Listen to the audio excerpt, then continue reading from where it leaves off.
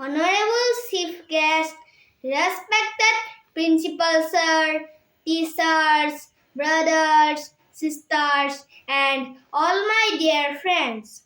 My name is Abhigyan Saikia. I am going to speak a few words about the Indian Independence Day. Today is 15 August. On this day in 1947, India got freedom from British rule. Today we celebrate the 78th Independence Day at our school.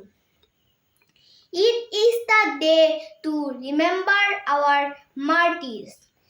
They sacrifice, struggle, and fight against the British.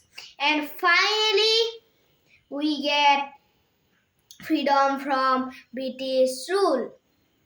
We heartily remember our great leaders, Mahatma Gandhi, Jawaharlal Nehru, Subhash Chandra Bose, and many more. Let us all celebrate our Independence Day and take place to make our nation proud.